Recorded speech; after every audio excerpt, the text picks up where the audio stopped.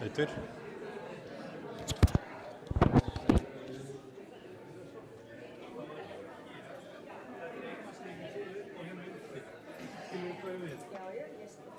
Þannig að ég get aðstæðað eitthvað. Þannig að tengst þau nýtt að öðru. Já.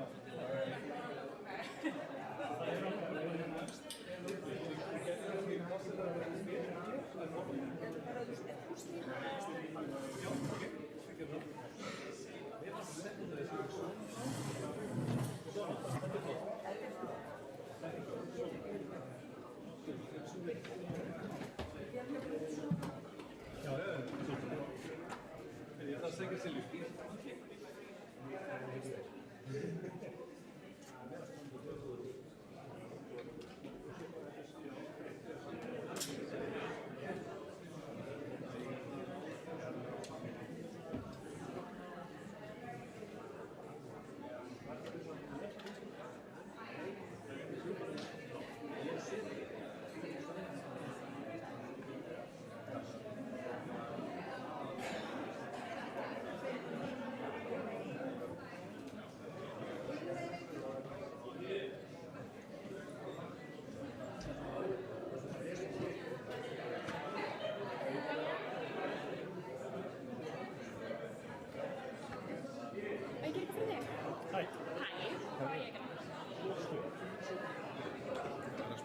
Til þess að hjálpa mér að vera á kamerunum. Já. Og sem sagt, við skulum hafa þessa í rauninni bara alveg eins og hún er. Kjöra? Bara látum við bara, já, við skulum ekki vera að hæla í henni. Hvað á hún að taka? Þú sér það hérna, þú sér. Það tekur svona heilt yfir, ekki fólkið. Já, akkurat. Og þessar hérna, það er ágætt að hafa þessa, skulum hafa þessa á púltinu. Já, hún verður eitthvað líka að tala á þessu púltinu en tókið það. Svona? Ég vil á þess. Já, við skulum hafa svona, sér þau. Já. Og svo, sér þau, símið inn og út hérna. Svona, sér þau hérna. Má ég fá sjálf? Já, endilega. Já, ok. Og svo máttu skulum við að hafa þetta svona setja svolítið pláss á milli þeirra. Þannig að hérna getur mátt setja bánsinni svona, það er ekkert að festa það, það er bara laust. Og svo upp og niður er fast í rauninni hérna, hvað er þessi hérna? Já. Og það er sama, þetta er alveg vélar í rauninni. Að það má svona aðeins, setja þær í stöðu, stundum svona, stundum að fara kannski í svona og aðalega skulle hafa alltaf einhverja hérna og þú mátt alltaf svona af og til svona þess að virkið er að við séum með fleiri en tvær vélar. Já. Þannig að það er svona bánsar og út og við skulum ekki vera mikið á hreyfingu, heldur við hafa bara, þannig að stundum áttu bara að vera svona, þú veist, bæði punktunar. Þannig að þú erum hérna, það spurning þetta er hérna 1, 2, 3. Ég segja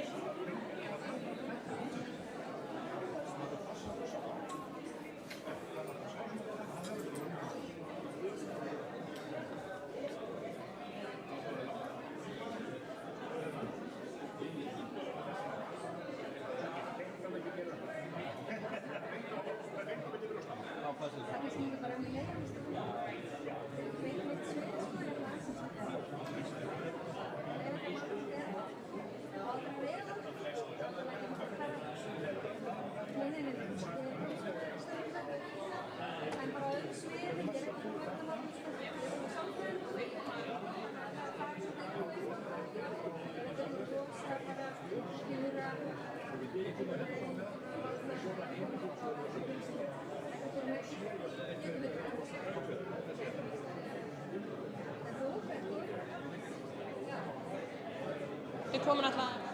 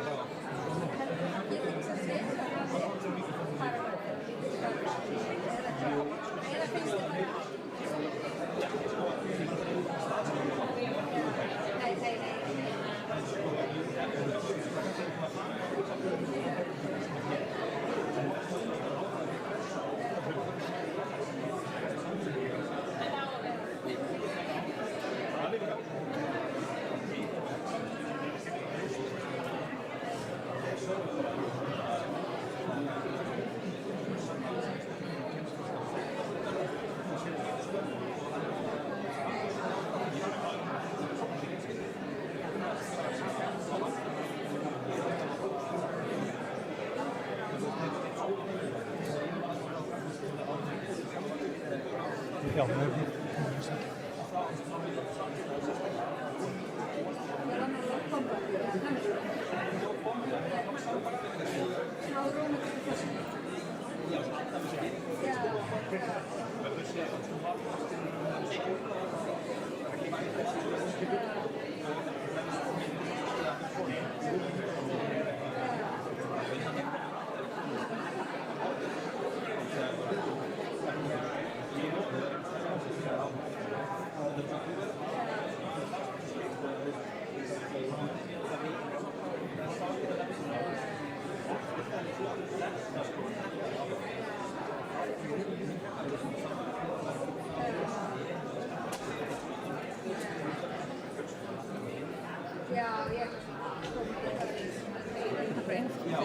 fyrirspurnir við Davíð fjármálaáætlunum var.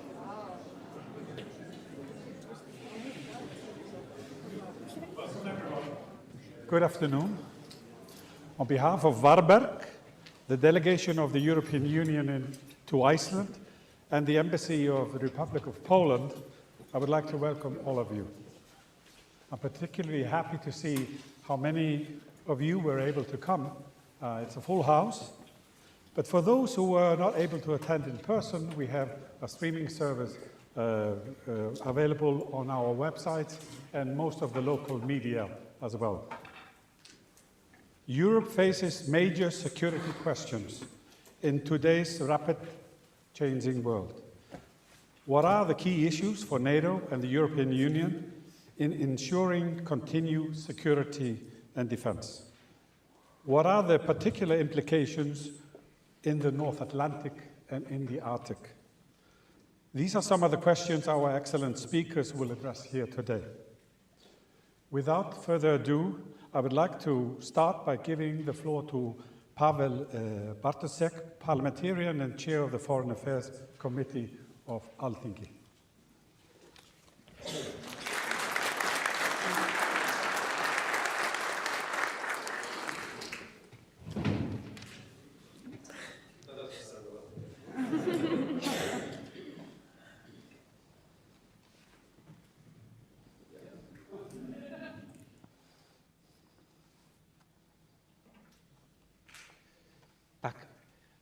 Ladies and gentlemen, 85 years ago, on the 9th of April, 1940, Germany invaded Denmark. On that day, Iceland became de facto fully independent state, a neutral independent state with no army. Well, that did not last too long. On the 10th of May, the British troops landed in Iceland. Iceland became occupied. Reykjavik was filled with soldiers, barracks, bunkers, war equipment, air defenses. Many of the decisions made by the occupying forces, such as the location of various airstrips around the country, still shape the country today. These events have shaped the national psyche in various ways. This was, from every technical standpoint, an occupation. But of course, this occupation varied greatly from those occupations experienced by countries in Europe who were occupied by Nazi Germany or the Soviet Union. It had huge impact on the history of the country. It put strains on the society in many aspects, although there were obvious economic benefits as well. It had a strong impact on our culture. But as such, it was widely understood that the British, and later the American soldiers, were here for military reasons, not to gain control of Iceland's resources, repopulate the country with its own people, rename its cities, or annex its territory. There are those who believe, often citing Danish politician Mogens Glistrup, that our defense capabilities should be limited to having an answering machine with the words, "we give up," cited in common European languages. Well, it depends, doesn't it? If being temporarily occupied by a benevolent or harmless superpower, which has limited impact on society and leaves after it has completed its military objective, then sure. But without turning the speech into an alternative history horror film, there are worse things that can happen, for sure.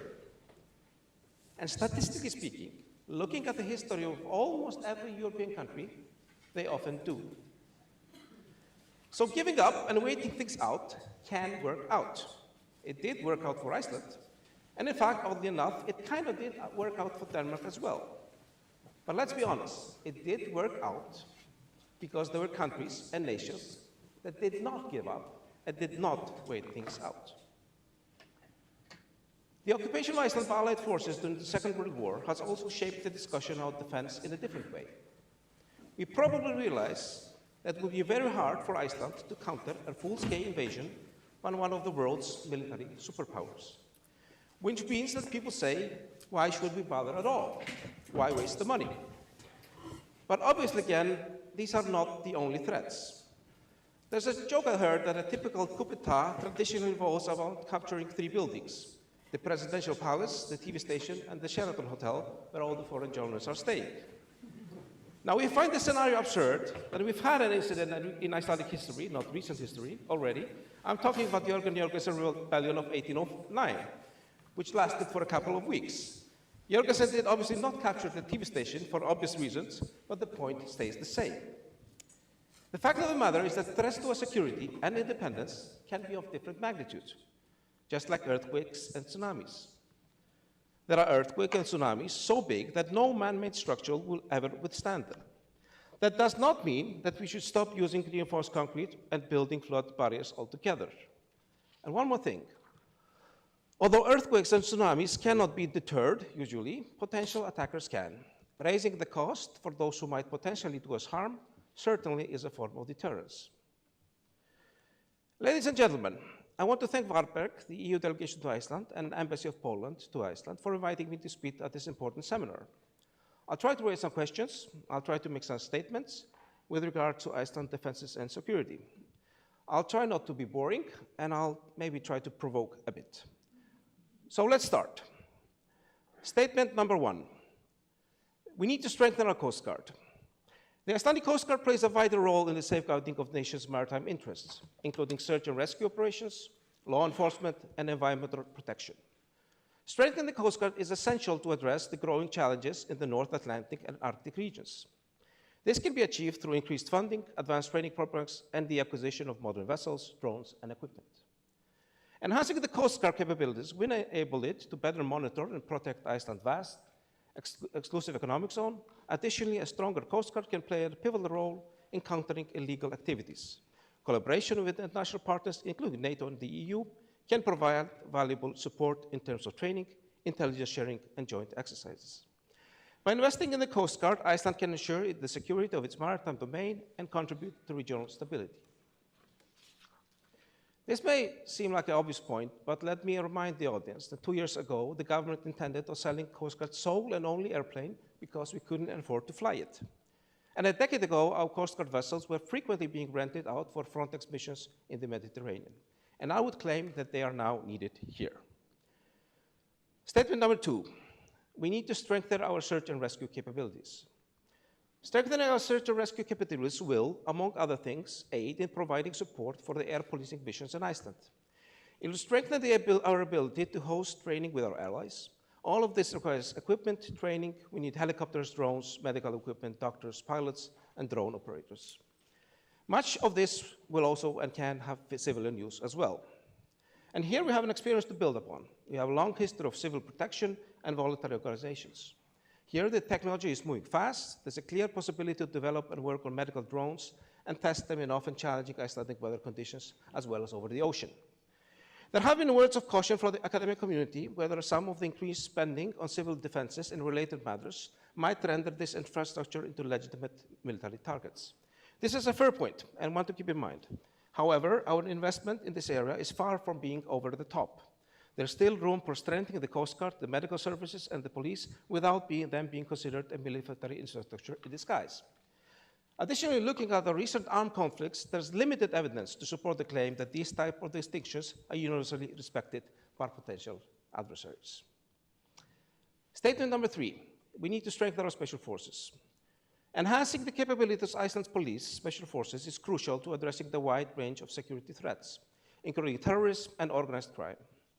These specialized units require advanced training, state-of-the-art equipment, and robust support systems to effectively respond to high-risk situations.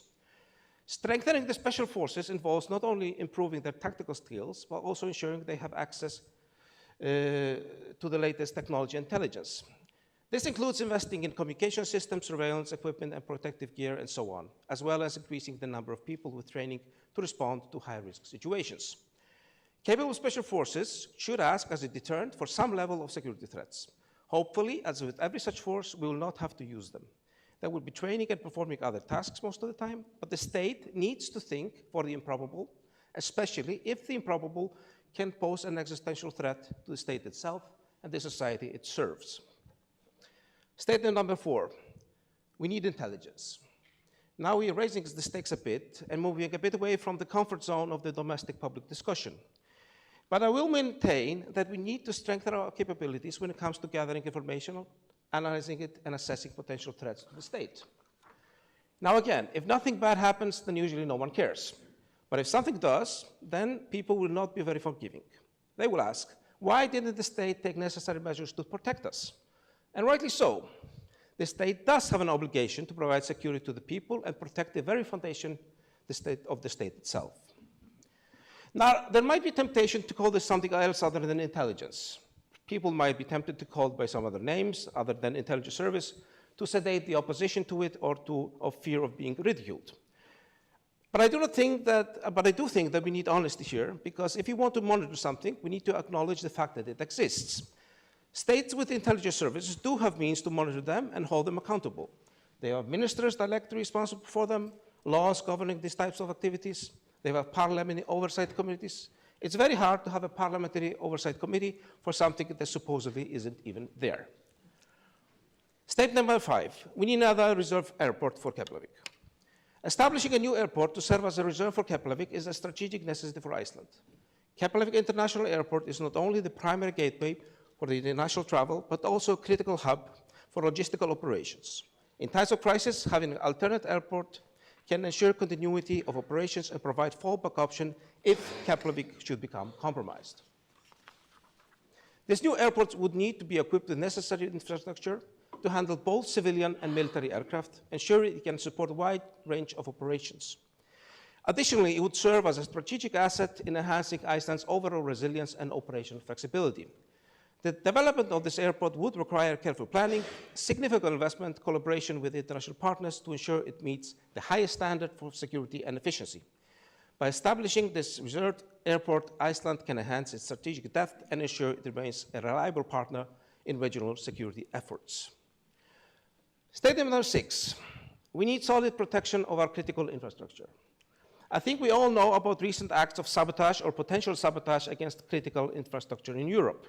I'm talking about underwater cables being cut and damaged. I'm talking about acts of arson aimed at warehouses. And most recently, we've seen an incident at Heathrow that grounded and delayed hundreds of flights across Europe.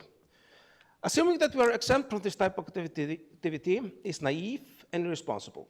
Our power grids, our communication links, our water supplies, our key ports and airports, our fuel supplies, our media outlets, etc. We need to take seriously the surveillance of these and in some cases take measure of active defense against potential threats against them. Now, a small, tiny statement number 1. I think we should join the EU.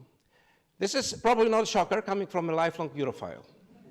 Being a proponent of the European Union and Iceland being a part of it, I believe that EU membership can significantly strengthen Iceland's security. In any case, I think we should work as closely with Euros as possible, not to replace NATO or the US, but to add more pillars to our security.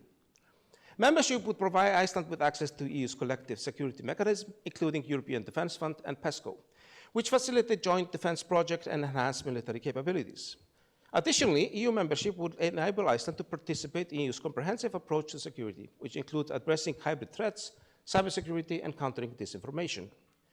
The EU's emphasis on solidarity and mutual assistance would ensure that Iceland receives support from other member states in times of crisis and provide such support herself, thereby enhancing Europe's overall security and resilience. It's sometimes claimed that the EU is not a defense alliance. Well, let me be clear. I'm not saying that it can replace NATO. Of course not. NATO is a powerful and vigilant military alliance, which I support and I hope to see grow inwards and outwards. But the mutual defense article of the Treaty on the European Union clearly states, if a member state is a victim of an armed aggression on its territory, the other member states shall have towards it an obligation of aid and assistance by all means in their power, in accordance with Article 55 of the United Nations Charter. Now, this sounds like a defense clause, and it's called exactly that. Again, I'm not saying this replaces NATO or our defense treaty with the US, but I'd rather have this than not. Ladies and gentlemen, as we delve into these discussions today, let us remember that security is a collective responsibility. Iceland's security is intertwined with the security of Europe, North America, and the Arctic region. We are seeing an unprecedented interest in the debate about security and defense here in Iceland. And as a final note, the problem with public debate about these issues is the same as whenever we talk about potentially rare but catastrophic events. You either sound crazy or you're too late.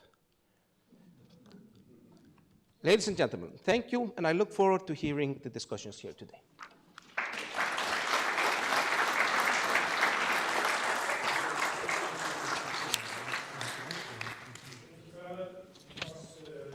In the Parliamentarian Committee of Enhancing Our Capabilities in Security and Defense.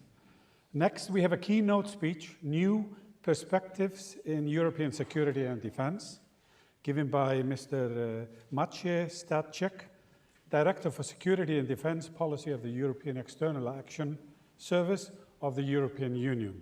This is a video address, so yeah, I have to trust you guys on that.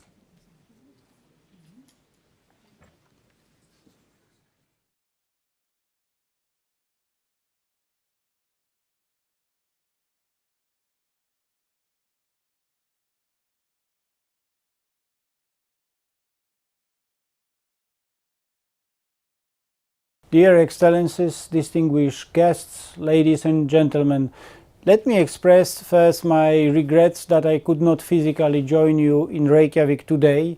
We deeply value our close cooperation with Iceland, and with your unique location you can indeed grant us new perspectives in EU security and defense.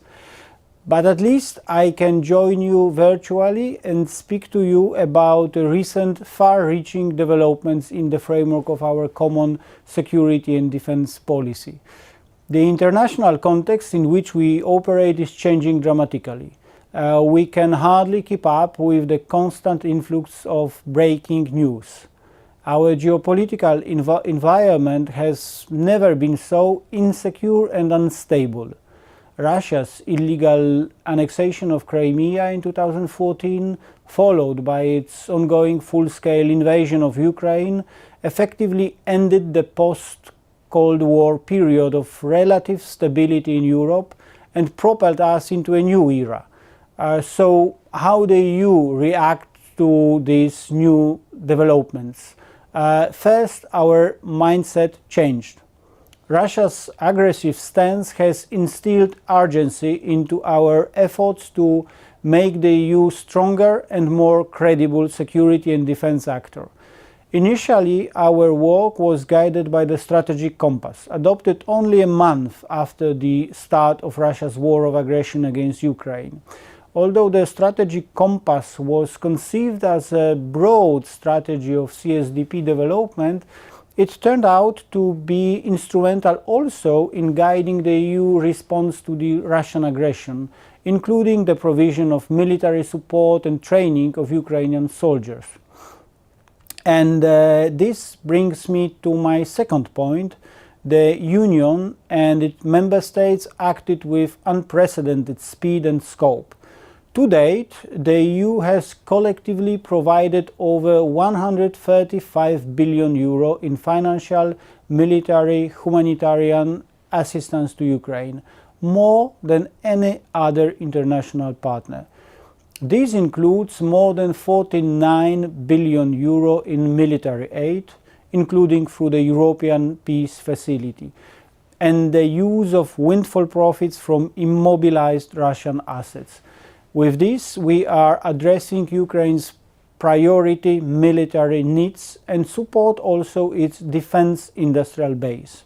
Apart from that, the EU Military Assistance Mission, EUMAM, had trained over 72,000 Ukrainian troops and continues its work in close cooperation with NATO. Thirdly, we keep the bigger picture in mind and are advancing our work in all other strategic domains. Let's take a closer look at hybrid issues.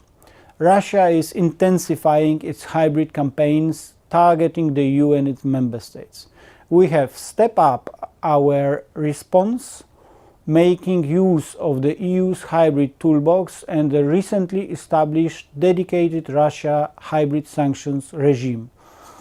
And we are currently working on making our counter instruments even more effective. We also continue pursuing our priorities and contributing to global security through CSDP missions and operations. To name just one, Operation EUNAVFOR ASPIDES contributes to safeguarding maritime security and freedom of navigation in the Red Sea and Gulf region. Fourth, looking ahead, we are becoming more resilient and preparing for the worst-case scenario. Recently, to strengthen the EU's defense technological and industrial base, we adopted measures to ramp up ammunition production and incentivize joint procurement to acquire critical priority capabilities. But now, in 2025, our work on European defense has progressed at even faster pace. With the United States further shifting its security priorities, Europe needs to take more care of its own defense. The recently published white paper on European Defense Readiness 2030 provides the geostrategic backdrop for the unprecedented leap forward on defense readiness and preparedness. First, it proposes to invest across the most urgent needs identified by the EU and NATO. Second, it includes further military support to Ukraine and stronger cooperation with partners. Third, it sends a strong signal to the European defense industry. Together with the Rearm Europe initiative, the white paper responds to the urgency and the magnitude of the threat we are facing. We proposed several funding mechanisms that should provide up to 800 billion euro for investment in defense domain. A dedicated instrument, SAFE, should also allow member states, together with partner countries such as Iceland, to borrow for up to 150 billion euro and invest in critical capabilities. It includes joint procurement and large-scale pan-European capability projects to address critical capability gaps in priority areas such as integrated air and missile defense, cyber defense, or military mobility. The white paper and accompanying documents present a very new approach to the CSDP and marks a completely new chapter in its development. Now the priority is to maintain deliveries of arms to Ukraine and swiftly implement the white paper proposals. But we are not stopping here. Last week we presented a preparedness union strategy that will help the EU better prepare for all sorts of crises ranging from natural disasters to the possibility of armed aggression. With a whole of society and whole of government approach, we will be able to better tackle these challenges. And lastly, let me underline that we are not alone. The strategic partnership between the EU and NATO is vital for Euro-Atlantic security. For the majority of EU member states, NATO is the bedrock of their collective defense. The initiatives I just mentioned enhance European and transatlantic security, meaning they are complementing NATO. We want also benefit from renewed momentum in EU-NATO cooperation.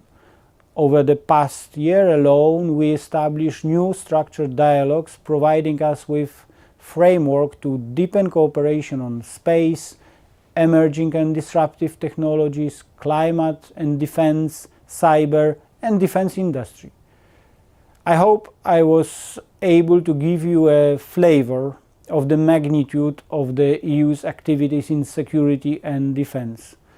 Now the main priority is to kick into high gear and progress on implementation for ourselves and for Ukraine to ensure peace and security on our continent. Let me finish by wishing you very fruitful discussions. Thank you very much.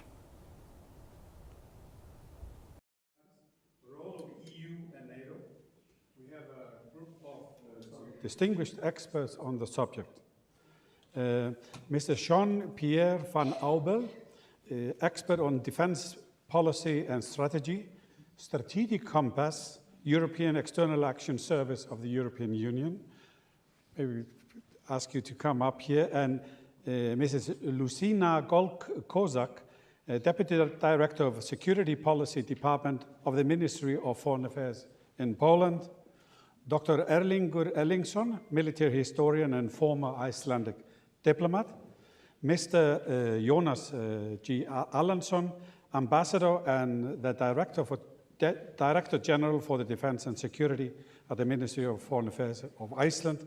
And then Dr. Magnus Árniskjöld Magnusson, who is an Associate Professor at the University of Bifröst, who will moderate the discussion. Magnus, the floor is yours.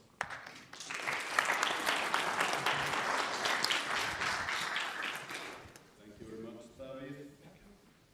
Excellencies, honored guests, good afternoon, everyone.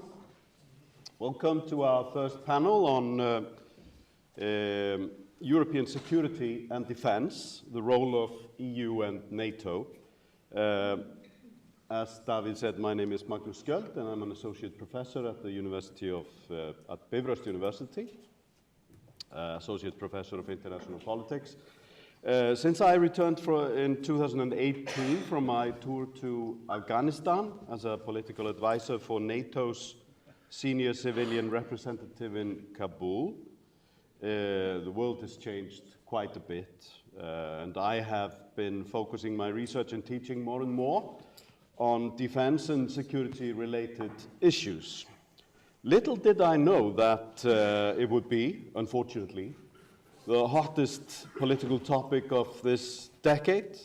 Here in Iceland, hardly a week goes by without a seminar, a conference, or a symposium on security or defense-related issues. Hence, it's safe to say that the discourse is lively, to say the least, and for good reason, unfortunately. It's thus with gratitude and reverence that I will be moderating this panel over the next 45 minutes or so, in which we'll be exploring the evolving relationship between the European Union and NATO, of course adding in a little Icelandic context wherever possible. But these are two institutions that remain central to the continent's security architecture, yet not without friction, overlap, and occasionally divergent visions. We're fortunate to have with us today a very distinguished panel representing different vantage points, policy, diplomacy, and the historical perspective. We, of course, have Jean-Pierre van Aubel, expert on defense policy and strategy at the European External Action Service, and a key figure in the development and implementation of the strategic compass of the European Union and the main author of a white paper on European defense readiness, 2030.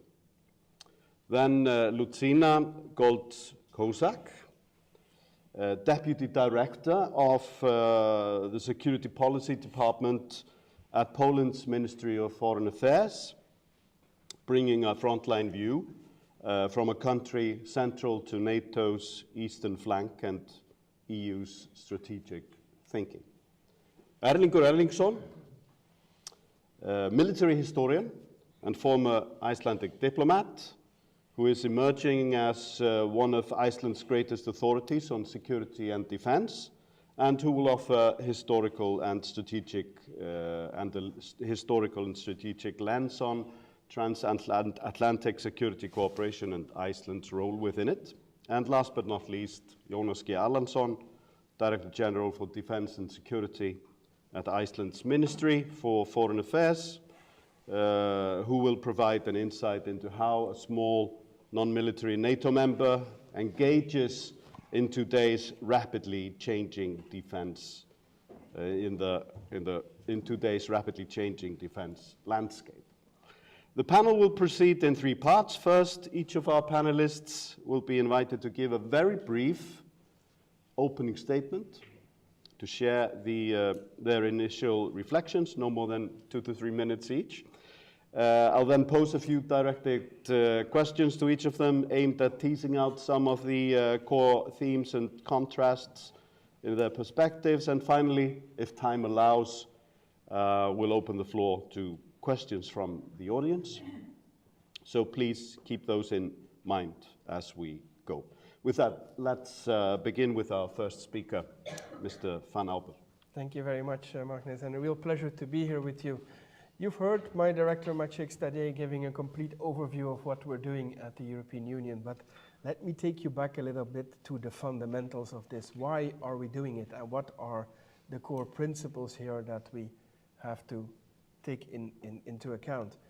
One of those core principles, and we all see the world changing, we see it every day, and every day we are waiting for what is coming the next day.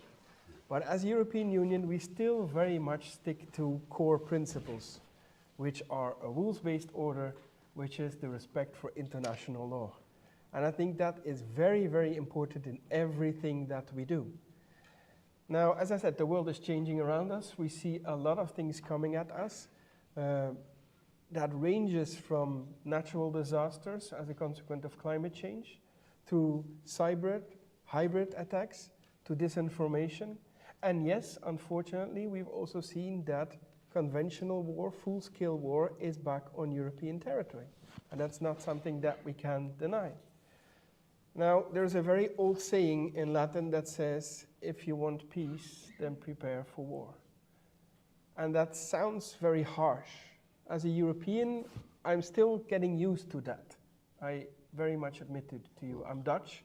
I'm also coming from a culture where we're not really used to war. Perhaps it's different if you come from other countries in Europe. But it is, unfortunately, a reality. And it is something that we need to take into account. And that is the basis for all these documents. And because when you hear this, you might think, this is the European Union writing a lot of strategies, producing documents. Now, what is all this? And I can imagine that you think that. But this is the reason.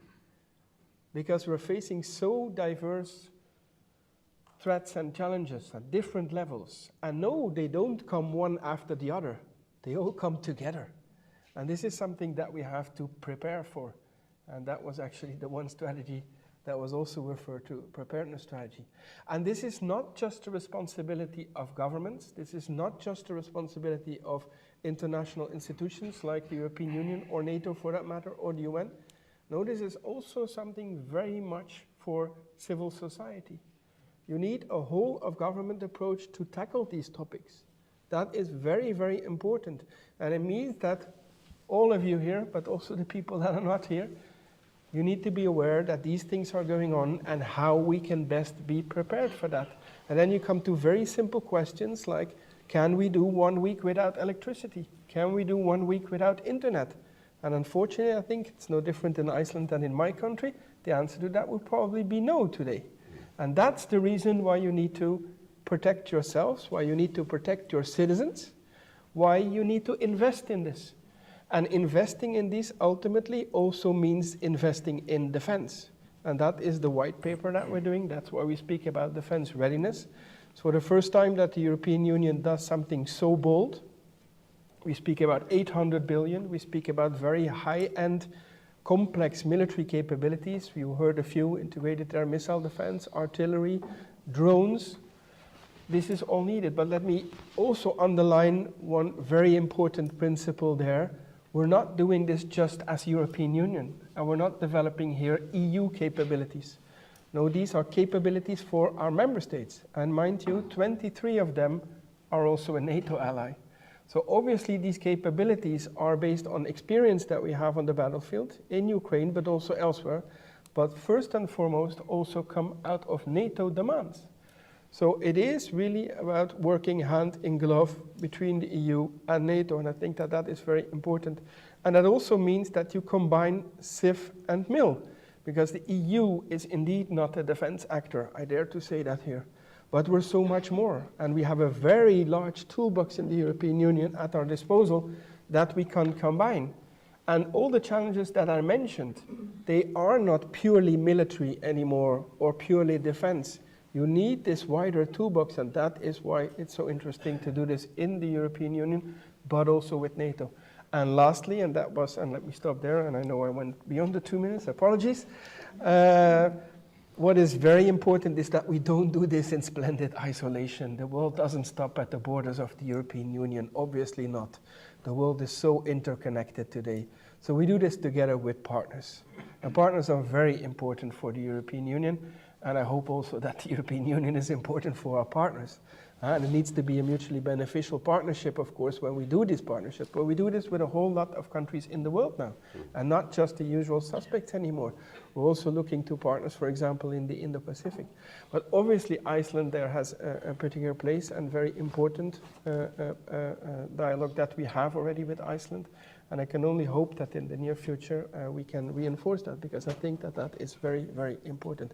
Obviously, that's also in the hands, and most of all, in the hands of the Icelanders.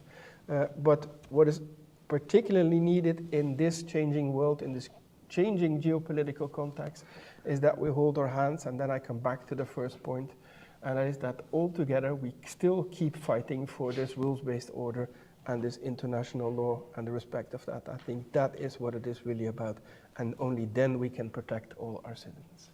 Thank you so much. Ms. Goltz-Kosek. Okay. You already said so much on the subject. Sorry for that. I think not resist the temptation to open with the words. I think many of you will realize where they are from. Namely, the world is changing. I feel it in the water. I feel it in the air. I smell it in the air. Much that once was is lost. I think these words that we recognize from the Lord of the Rings, I think very nicely, unfortunately, apply to the situation that we have now. Namely, what we've lost is the certain security architecture, which we perceived as a very strong guarantee for our own security. Unfortunately, we have the external challenges, namely, first and foremost, now we have the Russian aggression against Ukraine and the threat that Russia constitutes to all of us. We have the increasing ambitions of China, we have the global conflicts, we have the different economic problems. All of these require our coordinated and joint reaction. On the other hand, we also have, let's say, more like a domestic problems, namely the new directions the American new administration is taking, which we also need to take into account in our calculus.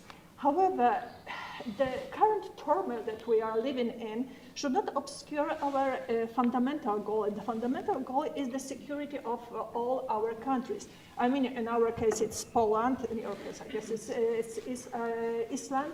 But also it refers to Europe and the whole Euro-Atlantic area. Now, I think the common question that very often pops up in such context is what is more important, whether it's NATO or whether it's EU. I'll answer in the words of my Minister of Foreign Affairs, Mr. Sikorski, who once asked such question, answered, well, I'm not going to choose between mother and father. So I think it more like sums up the situation, and namely, we are interested in keeping strong cooperation within both organizations. We are interested in keeping transatlantic relations. We are interested in keeping good relations within the US and European Union. And well, it looks like much, but still it is something we should strive on because it is the best, well, the most reasonable path that we may follow in this context. Now,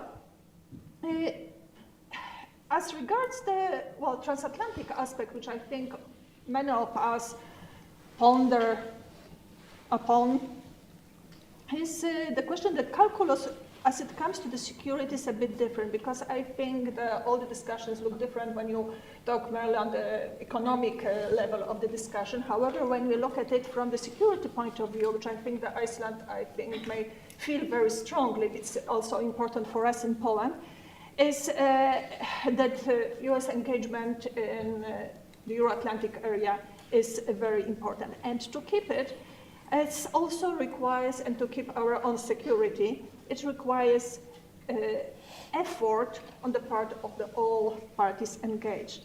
So it means that we in Europe have to take responsibility for deterrence. We have to take more responsibility for assuring our own security. And that's why we are supporting all the efforts aimed at increasing our defense, for instance, expenditure.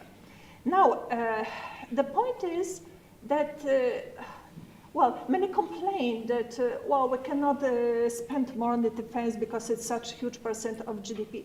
But you know, our potential, economic potential is much larger than Russian.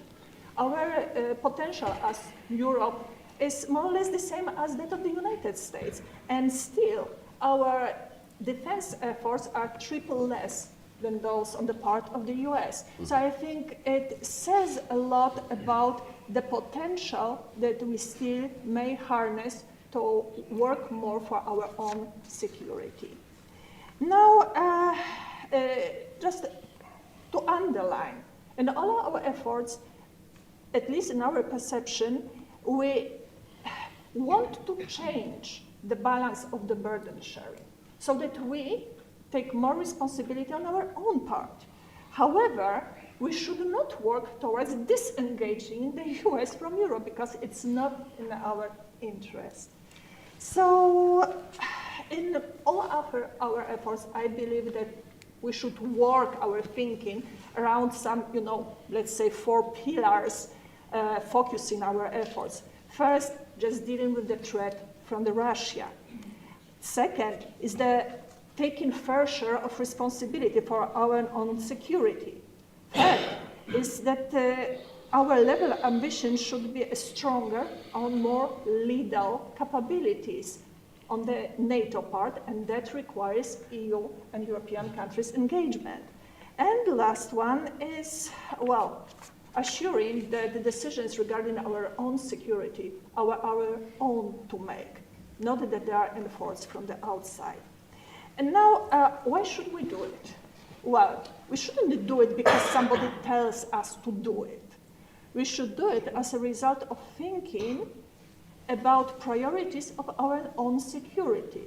We should do it for ourselves, our own security, not because somebody tells us to increase our GDP spending on defense. It is because we need to spend it to assure that our populations, our nations are more secure. Now, all of us are different. We are from different countries, we have different experience, different priorities. But just to, you know, refer to what Mr. I'm not sure, Mr. Paweł Bartoszek mentioned before, that contrary to the natural disasters, the actual life enemies can be deterred. I'd say this way, that Poland, if you happen to have an opportunity to look into our history, have learned that being unprepared does not make one safe. To the contrary. Actually, we paid for that with our independence for many, many years, and for the second time, we did not manage to become ready before the Second World War. What are the results, I think all of us know. So we do not, at least on the Polish part, we do not want to make the same mistake again. That's why we took the threat seriously, and that's why we spend at the current moment more than 4.12% on GDP, and definitely we aim for 4.7, because we simply do not want to make the same mistakes as we made in history. Where is in this calculus the European Union? Well, I think that aside from the economic aspect and other beneficial effects, because now I refer only to the security, we should make use of all good instruments that we have at hand. So, and all of us are anyway sitting in the same boat, so whatever affects one of us affects all of us. So, and I think it is a good thing that European Union realizes that and acts upon it and takes steps to really engage in supporting, augmenting defense capabilities. This is an effort that doesn't need bombastic expressions whatsoever. It needs practical, down-to-earth work every day in, every day out. So in this context, we welcome very much the white paper, a document which sets stage for further developments and the developing defense capabilities and to increasing European investment in arms production. Of course, it will not be implemented from day to day. It will take some time just to introduce certain implementation mechanisms. It still requires works, but it is a good starting point, something that we need to work very earnestly and try to make it as soon as it's possible, because we don't have much time. And in this process, we will make not only the European Union stronger, we'll also make NATO stronger. We'll make both of these organizations and ourselves more resilient, more deterring, and more able to defend themselves, all of us.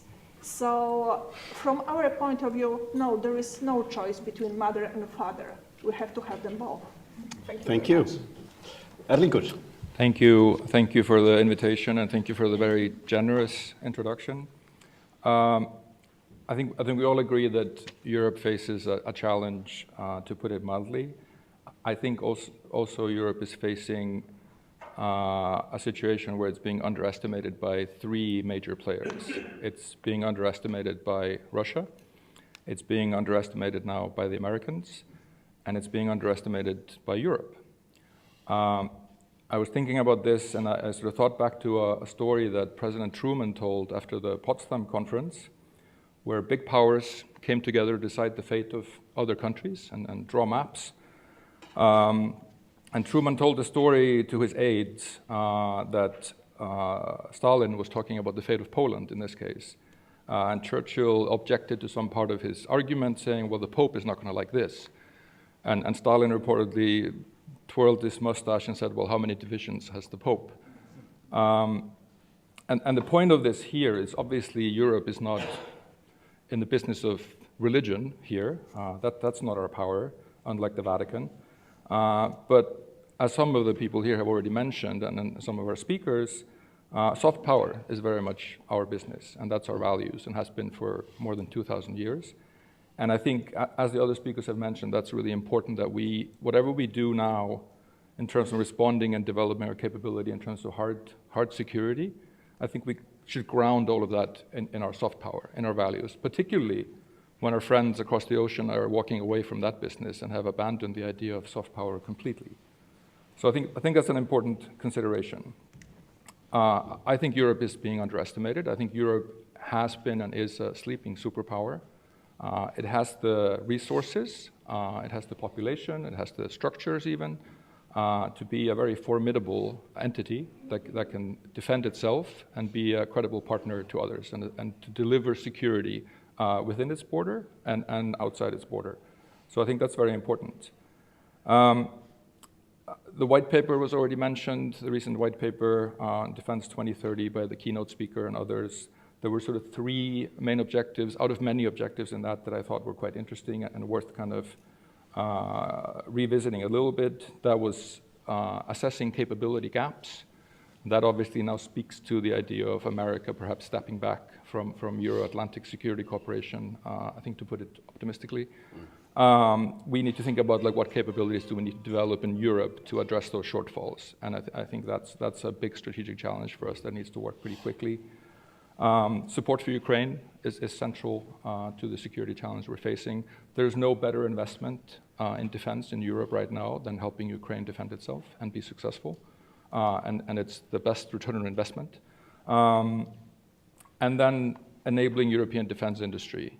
I'm pretty sure the boards of Lockheed Martin and Northrop Grumman have had a very bad few weeks, given what's been coming out of the White House. They understand that their business in Europe is pretty much dead. And the European policy document talks about strategically building up European defense industry and defense capabilities. That's really important. I think at the end of the day, the only thing Europe is missing is self-confidence, and the solution to that is political will. even if some member states would object to particular solutions or particular avenues, there are ways in the Lisbon Treaty you can navigate around that. You can build coalitions, you can solve that problem. It's just a question of political will, and I'm getting more and more optimistic that that's emerging in Europe, given the conditions we're in. Thank you very much. Jonas. Thank you, and thank you for the invitation.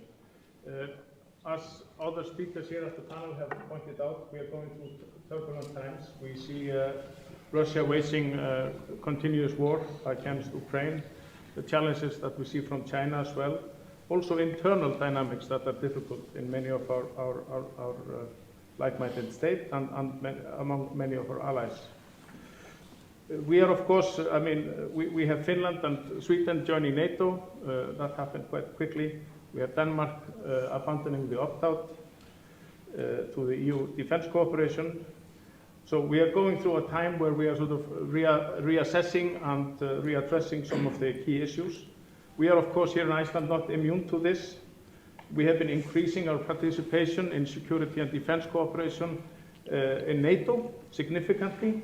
We are supporting our allies, not least the US, and their operation here in the North Atlantic. And there is another pillar sort of developing. The regional defense cooperation is developing quite fast among the Nordics. Also, sort of the European dimension of that is something that is deepening. And I think the key here is also the continuous support to Ukraine. We are actually doing things today that I think many Icelanders would have thought impossible a few years back, supporting the defense of Ukraine. There is also a much broader debate on security and defense in Iceland, and much more open than it used to be before. It used to be very much sort of in the trenches, but now we are actually asking not if you're for or against something, but what we should actually be doing. And the government has now is working with committee of parliamentarians, is working on a defense policy, the first one that we actually have here in Iceland, and I think that will be very interesting to follow. NATO and EU is working much closer together, both on the practical and I think on the political level as well. We are also, we see that there is a full complementarity there, and we should, when we talk about defense, of course, NATO is the bedrock of collective defense, as has been said here many times. But defense is from missiles and tanks to societal trust. I mean, it has a broad spectrum. It reaches from the undersea cables up to the satellites in the skies. So there is lots of room for cooperation there. As has been said here before, the US is shifting the focus more to the Indo-Pacific. That's actually not new news. That has been going on this focus has been there for more than a decade. And there's a call and a need for Europe to step up within sort of the European pillar of NATO and develop the capabilities that we need there. I mentioned earlier, sort of at the beginning, that we are working closer with EU now than we have before.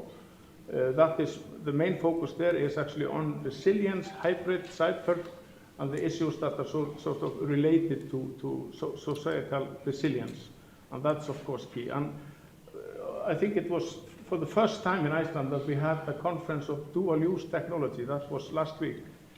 And it was interesting to hear that there's also lots of room for innovation, because as we increase defense expenditure, it's important for societies to see also the opportunities for their own businesses and communities, so that this is also investments in our own society.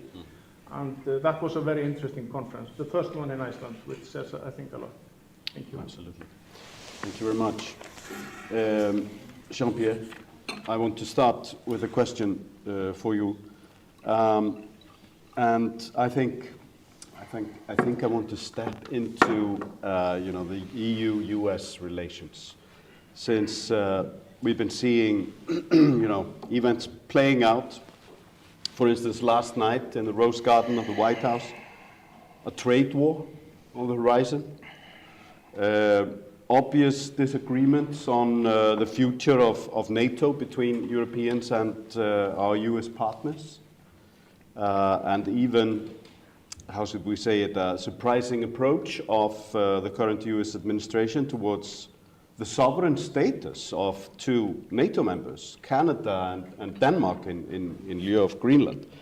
How do you see the current defense cooperation within NATO, which has, in tandem with the European integration process, kept the peace in Western Europe for over 75 years? Will it recover from this, or how do you see it developing? I mean, I hope I'm not being unfair to you. Thank you for that this question. Very pertinent question today. Well, of course, I think we all regret the steps that are being taken on various fields lately, last night also, and I think ultimately this is in nobody's benefit, also not in the American benefit, if you ask me on a personal note. That being said, I very much agree with my right-hand neighbor who said that, and that is also, and that has, I really like the remarks about confidence. And if you're confident, you're not going to sit in a corner and wait until you get bashed and then say, oh, somebody's bashing me. And that's a little bit the tendency that we sometimes have in Europe, that we all see it coming to us and then say, oh, what's coming to us? Let's look at our own strengths and let's work on our own strengths and let's get a bit more confident and let's further work on those issues so that we don't get ourselves in that situation. And that also applies to defense. And the call for Europe doing more, in my view, is a justified one. Let's face it, many of these threats that we are speaking about here today, we are facing them. They're coming in our direct neighborhood, neighboring countries even. They're affecting our population, our citizens. So why would we then call upon somebody else to take care of that? We need to also be able to do that ourselves. And I'm not saying with that we should not depend on the Americans anymore, that we should kill our relationship with the Americans. On the contrary, like my right-hand neighbor, I think our relationship with the Americans is very important. But we should also take our own responsibility. And that is the package that has now been put forward to 27 member states by the President of the Commission, and she gave the leaders a clear choice. That you can do two things. You can do what we've done in the past 20, 30 years, and that's called incrementally modeling through, or you can take bold decisions and big steps and take care of your own business. But there is actually a choice. It's not that we don't have a choice. And that's what we are, as Europeans, start to realize now, I think, perhaps the hard way, perhaps not the way we would have liked it to realize, but that's what's going on. And these are the steps that we need to take. So, again, I really hope that now the 27 member states with partner countries are taking those bold steps. There's huge opportunities to do it now. And also, it doesn't harm our relationship with NATO. On the contrary, I think it's precisely about that. The problem in NATO for the last 30 years in terms of lack of capability, in terms of lack of investment, in terms of a backlash on technology, are not the Americans, to a certain extent, also not the Canadians, also not the Turkish. It's the European countries. So they need to step up, and that's what we need to do now. And I think there is this opportunity to do it, and if not now, then when?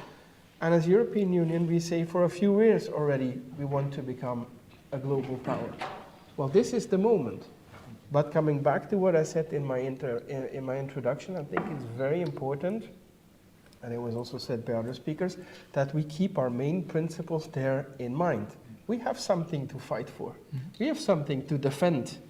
To make a very large use of the word defend. It's true. And these are very fundamental, for me, human values, very important principles on which this world should be built on.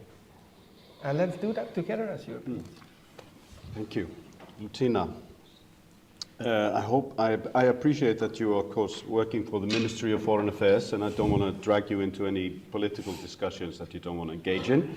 However, I mean, Poland has been, one of the Atlanticist members of NATO, you could say, of the European Union, and you even had governments that have been sort of openly, I wouldn't say hostile, but sort of skeptical towards European cooperation. How do you see this, these recent events influencing the discourse in Poland on defense? Is it leaning towards more towards relying on the European Union as an actor in defense and security, or is it just, you know, we need to fix NATO, we need to stick to our guns there? Once again, you are trying to put me into position just to choose between my father and mother. Sorry, it doesn't work. Very good.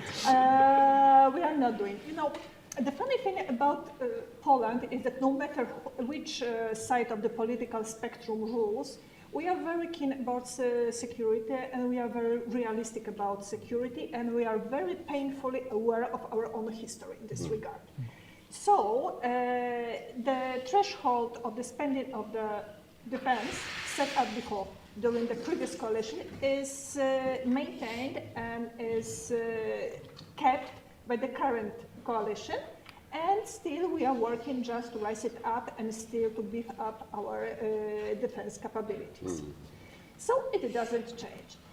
Second thing, I think even before the change of administration in the US and the current different types of problems that occur there, we always advocated development on the European side of certain capabilities, allowing it to participate in taking over greater responsibility for their security. But apparently it was not the right moment at the right time, because some countries were not interested, some countries did not see at that moment the need to invest more in the security. Now they see, and now the process is starting. However, we are very realistic also about it. It will take some time to build it up. You cannot build certain capabilities from day to night or even from month to month, sometimes even from year to year. But at a certain point in time, we have to start this process. And we always supported developing those capabilities. So from our point of view, we want to maintain good relations with the US. We want to keep NATO strong, but at the same time, we want the European Union to develop their own capabilities and hopefully in the same time to be able also to take a fair share of defense effort on its own. Thank you. Erlingur, I found it really interesting what you were saying about the potential of the European Union as an actor in security and defense, a more serious actor in security and defense. When I was studying European studies back in the last century, there was this quip used about the European Union. You know, it's an economic giant and a military worm. You know, but a lot has changed since then. But I don't want you perhaps to go into the same things as Jean-Pierre here. But I was wondering if you could give us a reflection on Iceland's position within all this. Obviously, we're not members of the European Union. You know, it's doubtful, or I mean, it's questionable, or you know, we don't know whether it will be in the future.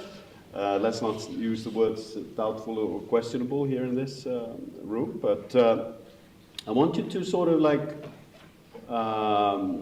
reflect a little bit on our position here as a non-EU NATO member. Sure. I like that you used that quip about the worm. I mean, I think that's a narrative that's very much out there, that Europe has somehow been delinquent in building up its capabilities. And I think that's a very unfair and false narrative. I think we had the peace dividend at the end of the Cold War, and then there was broad agreement with the Americans on what Europe should do on defense. And then after 9/11, the Americans explicitly wanted the Europeans to develop expeditionary capabilities, not develop ground defense in continental Europe. And so that was an agreed partnership. Yes, Europe has been slower to get to the defense spending targets than the idea was in the beginning, but since Russia first invaded Ukraine in 2014 and we set the target formally for 2%, most of the NATO countries reached that target within the 10 years that they were asked to do it in. So that's a false narrative that I think is important to talk about. We've lost a lot of Europeans in US wars in the Middle East and Central Asia. Absolutely, and also all those European countries that people talk about being weak on defense, most of them are NATO countries. And the narrative is very different when you talk about them being NATO countries, which is very interesting philosophically.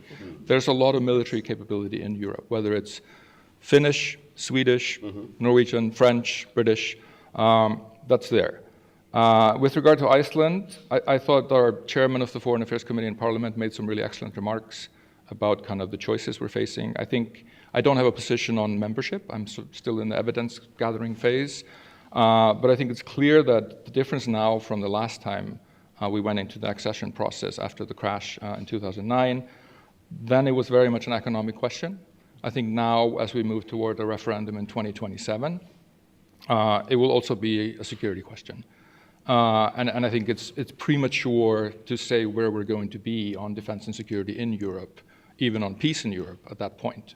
But that's an important consideration I think we should think about.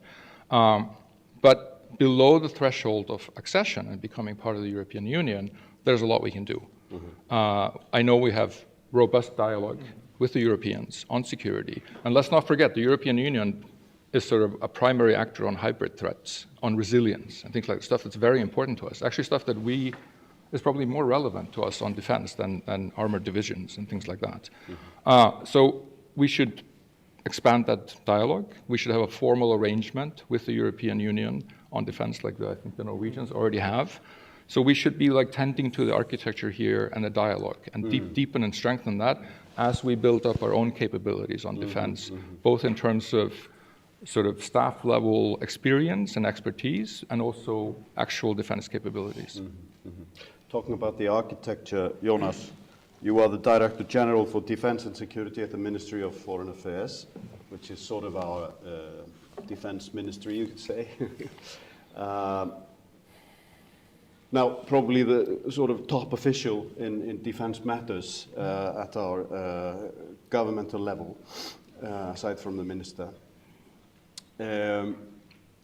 As we've heard from, I mean, as we all know, and the reason we're here is because recent years have been eventful when it comes to the issue of national security, even here in Iceland.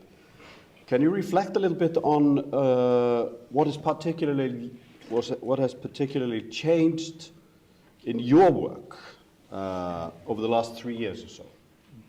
I think the main change has been that this is now high on the political agenda. Usually you have a little bit, I've been working on this for now almost 20 years, and it has been very difficult to sort of talk about this and put forward and discuss policies on this, because this hasn't really been on the political agenda.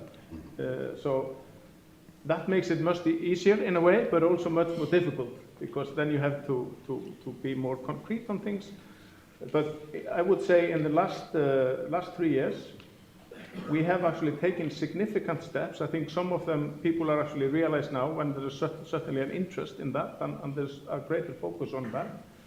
And I would say the main achievement is that we are few people we have lots of skill sets, small institutions, but I think the most important part is that we have managed to bring together the different institutions, also based on sort of a broad approach to security.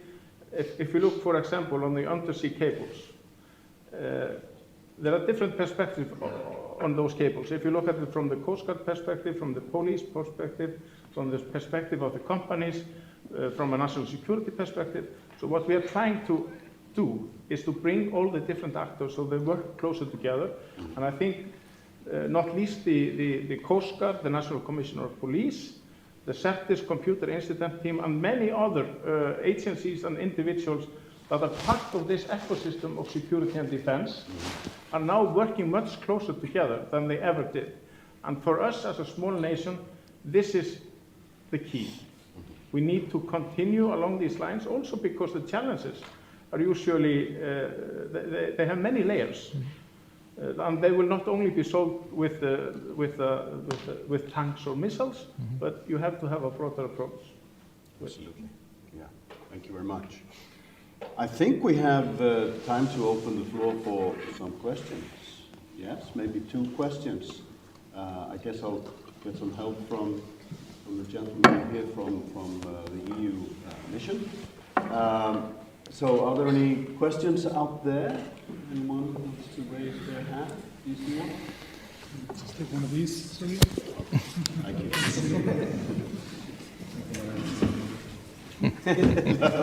You'll have mine. Hello. Thank you so much to the panelists and to the Yes, please, if you could stand up and introduce yourself. Yes, my name is Carlos Esteso. I'm social affairs officer of Sendinefnd, and thank you for inviting me.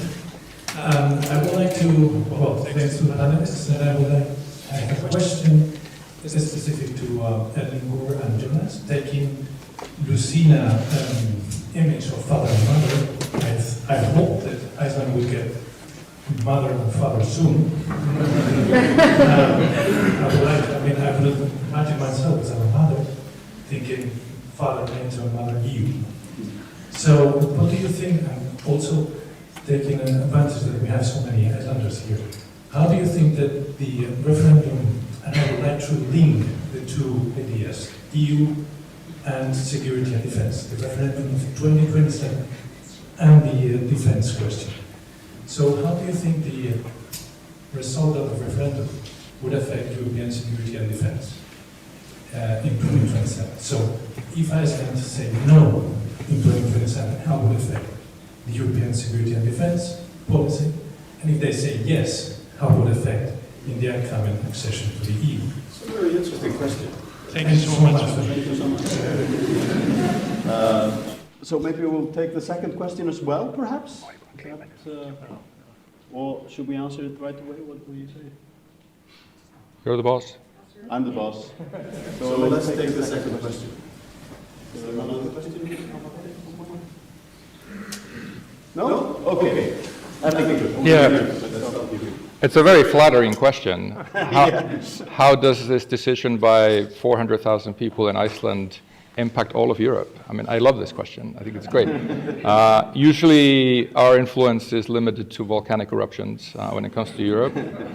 I honestly think it would not be of great consequence, but it's hard to be in the prediction business right about now. I think everything we're seeing happening in the US, to me, was very predictable. What Europe is going to do when she finds her confidence is less predictable. So I think the answer would just depend on where we are in 2027. Have we helped the Ukrainians defend themselves? Have we resolved that conflict?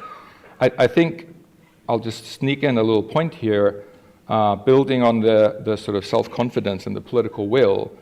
I think the reason the Russians invaded Ukraine was that, and we have to admit this, our deterrence failed for whatever reason, and it failed very badly.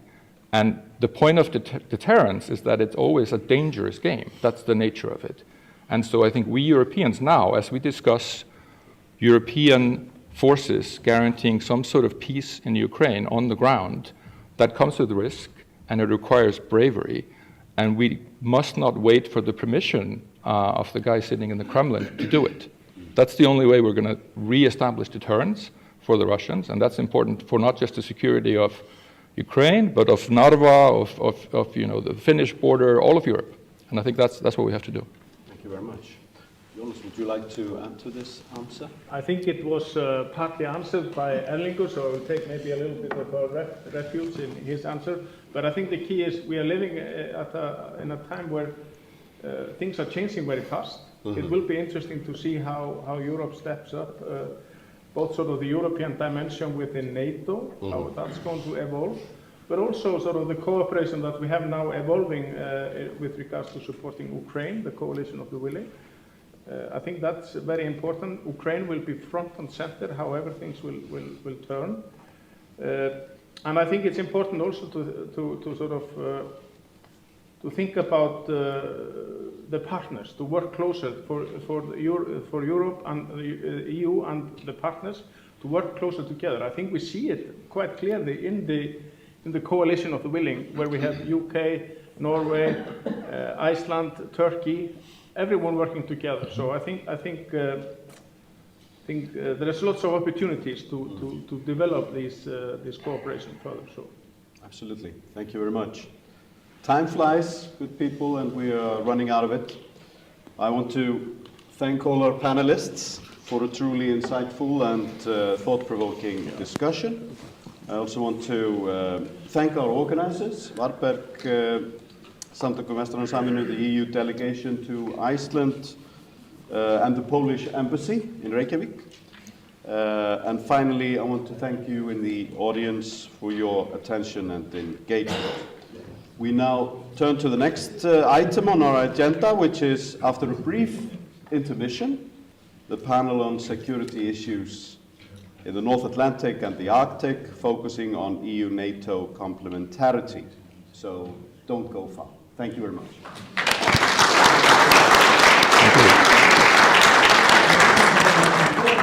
For the next panel, I want to make a portrait.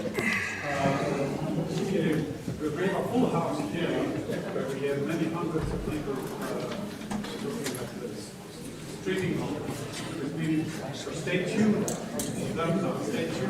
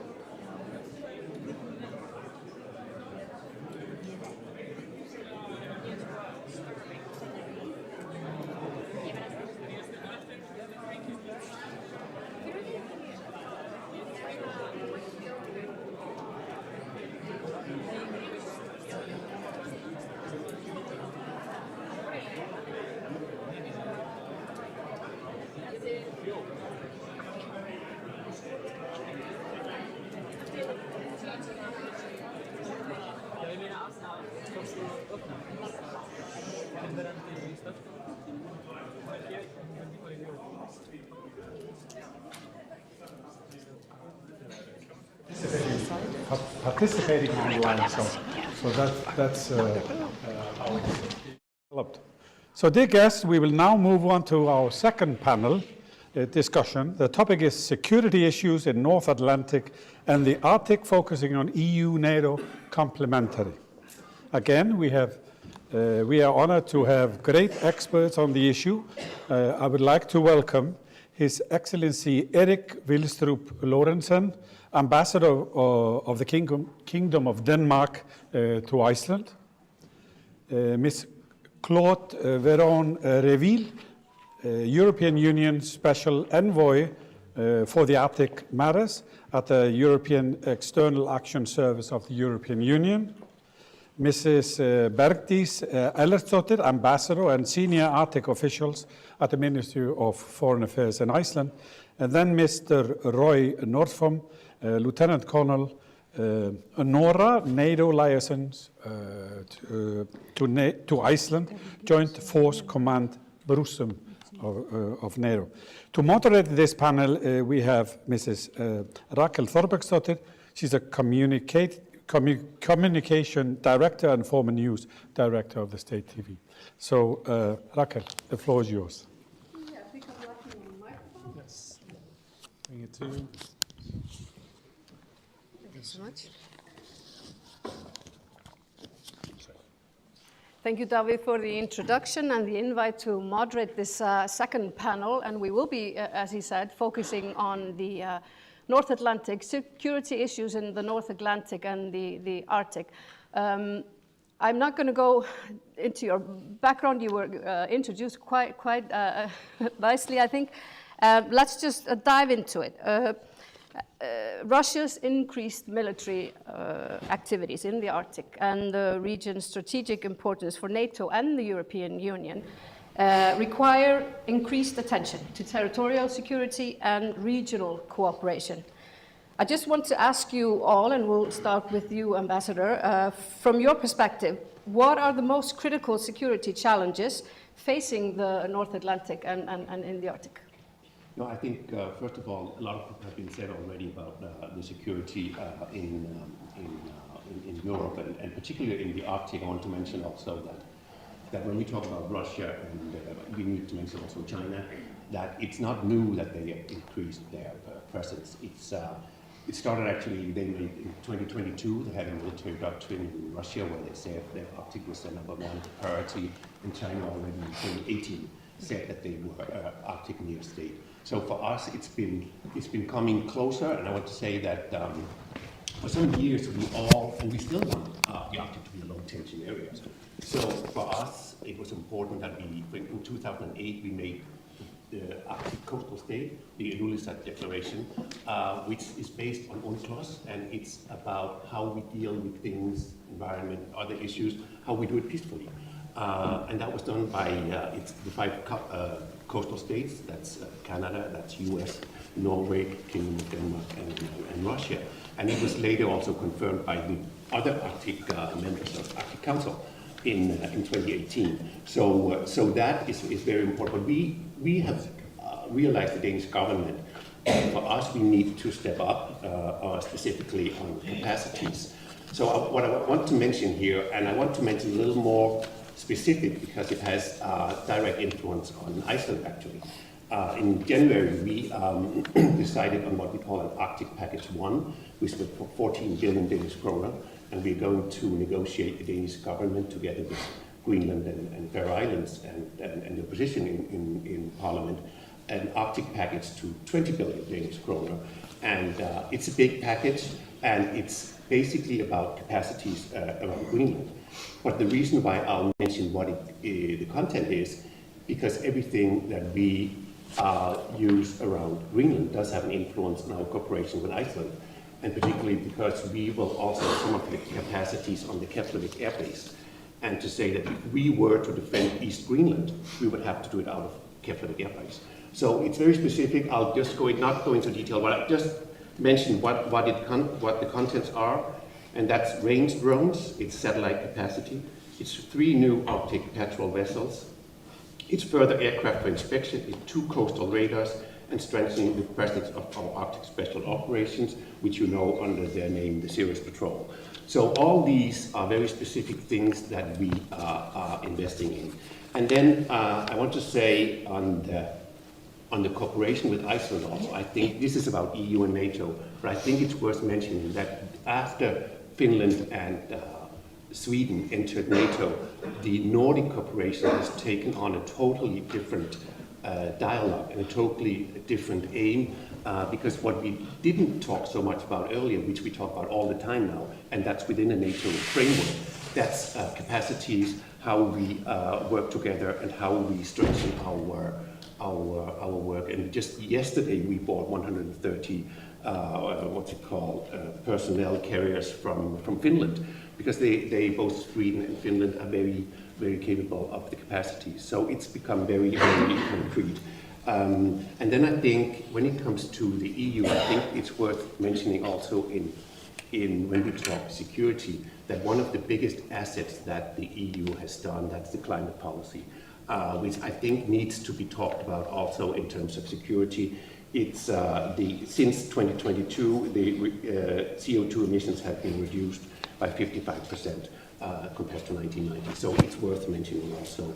And lastly here, as an introduction, I will say other issues that are not hard security, because I mentioned them, that's the livelihood of people that live in the Arctic. And we are taking over the the Kingdom of Denmark is taking over the chair of the Arctic Council. In July, we're taking over the presidency of the EU. So all this will influence also our cooperation with Iceland, of course. So I think that's very important also to mention the Arctic Council, because that's about the livelihood of people that live there. And then I will say something later about the transatlantic relations. Thank you. Yes, we will pay special attention to U.S.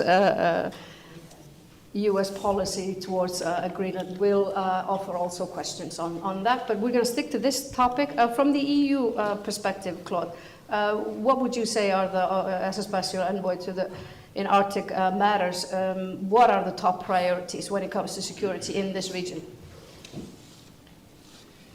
Thanks. Thank you very much. I had already 2 colleagues speaking about security, cooperation with Iceland, and what is going on inside the EU. So I will zoom in indeed on the Arctic and Iceland in particular. The top priority is, I would say again, repeat again, demonstrate again that we stand by the rule of law. There is a set of rules, the UN law of the sea, and we stand fully by the statements of the Kingdom of Denmark in this respect. And I have to say we're very impressed by the steps that have been taken by the government of Denmark to ensure security in the region. Another issue that is very important, and you were absolutely right to remind it, there is a direct link between climate and security. We have a term for that in the EU. It's called climate and security nexus. And this is a conversation that we have inside the EU, and this is a conversation that we have also with NATO when we speak about the Arctic. But this conversation keeps coming back to the EU. You, the EU, please take care of that. So we will do our best, and it's true that we are quite active in this respect already in the Arctic, because we have some key tools for that. And I will cite the one tool that many people know that is called Copernicus, which is the #1 Earth observation satellite for environmental and climate change purpose. This is an extremely potent tool that is used worldwide for this purpose. Now, talking about security in the Arctic means also keeping our attachment to scientific research in the Arctic, and the ability to provide any decision makers with facts that are verified. Having a decision making based on facts that have been verified by scientists, trusted scientists, is absolutely essential. Now, because there were a lot of talks about security, I want to just mention 3 areas where the EU also have an added value, which is anything related to maritime security, since there are a number of strategies that have been issued by the EU.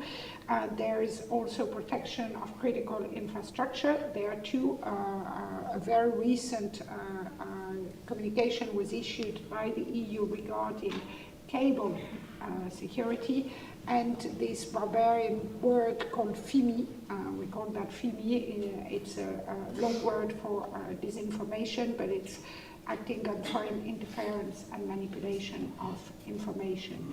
And there too the EU has added value, not specifically in terms of the Arctic. These are tools that we have worldwide and that we are ready to activate as needed.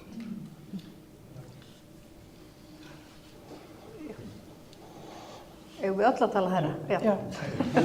Sorry for the Icelandic. I want to continue with the Arctic point, Bergdís, because you are one of our most experienced ambassadors and are now Arctic ambassador. The Arctic Council, it's still technically in session, but for the past 3 years, for obvious reasons, the sort of cooperation and perhaps its effectiveness hasn't been the same after Russia. Yeah. No, you're absolutely right, and thank you for turning the. Do you hear me like this? No. Okay. Okay, I'll use this. No, thank you, Raquel, for kind of pointing the light that the Arctic Council, even if the Arctic Council is not supposed to talk about security issues, as we know, but it has. Of course, the work it does on climate issues. And the climate, as both Erik and Claude have mentioned, has security implications. So I think it's of course detrimental to the livelihoods of the 4 million people living in the Arctic that the Arctic Council is not functioning as it used to. I mean, we've been talking so much about security. We were talking about maritime security yesterday. I'm looking at Thorin Hafstein, so the issue with the Arctic Council is that as with everything that we are discussing here today, that the brutal invasion of Russia into Ukraine has totally changed the way we think about our own security and security in Europe. And it has implications for everything and implications for the work in the Arctic Council as well. And we are, of course, not working with Russia. We're not sitting down with Russia. But during the Norwegian chairmanship of the Arctic Council, we did decide to allow Russian scientists to participate in the work of the Council. But these are all, what do you call it, kind of online meetings. Mm-hmm. So that this important work could continue. Because, I mean, the threats in the Arctic are, of course, Russia.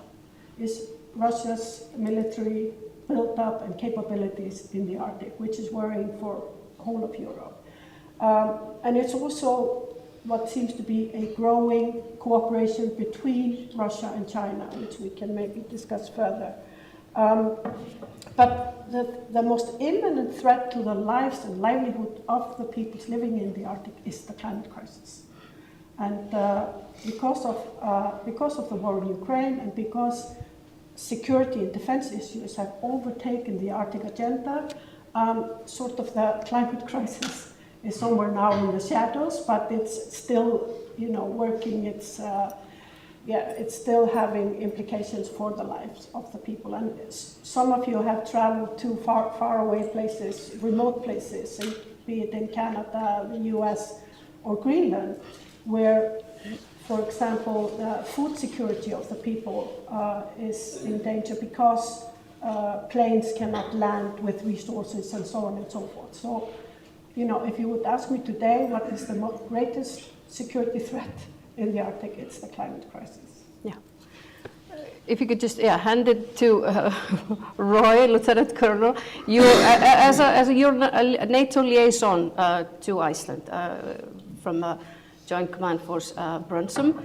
You're also a Norwegian, and so you bring all that to the table. What is your assessment on what is can you there are obvious threats, but is there anything that we haven't listed and pointed out so far? I think probably I will live up to the expectations for a man in a uniform, and say that among many wise words of wisdom and sayings, most of us are well known with better safe than sorry. And when we are talking about security and defense, from a purely military point of view, we can never get enough. Be it infrastructure, be it cooperation, be it systems, weapons, etc., because that's within our backbone to prepare for the worst. That's our job. And for many years that has been quite difficult, because obviously we have not been in a situation, but then 3 years ago the biggest change came. And looking in hindsight, we should probably been able to catch it in 2014 or maybe even 2008, but we didn't, so now we are here. And I don't think that there is any special areas or resource that hasn't been mentioned, but we need, like many of the previous speakers have said, we need to step up. And working in NATO, it's a good thing. It's joyous to see that this is happening. NATO is stronger. We are building the capacity, and I think most countries are doing, I would say, a big job to rebuild the ability to defend their nations. Now, in terms of the cooperation between NATO and EU, now that could become political quite quickly. But again, from a military point of view, I would say that the sharing of information, it's of the utmost importance, and having the ability not only within these different organizations like NATO and EU and so on, between the organizations and between nations. And when you, because we're focusing on this region, I imagine that you can see quite a room for improvements when it comes to cooperation and collaboration between NATO and EU. Indeed, and like the ambassador said, there is approximately 4 million people in the region. Mm-hmm. But if you look at the vast expanse of ocean and land areas, obviously the ability to understand what is going on, what we in military, people in uniform call situational awareness, what is going on and our ability to understand the implications of what is going on. Yeah. That's probably one of the areas we could really, like the ambassador from Denmark said, they are looking into purchasing drones and other resources. And obviously that is about acquiring this knowledge, this information, what is actually going on. Mm-hmm. But because obviously Iceland doesn't have a military, so when you are listing up all the assets, equipments, and everything that you constantly need to be prepared and to be able to defend, for Iceland, I imagine dual use of all kinds of assets, technology, and whatever.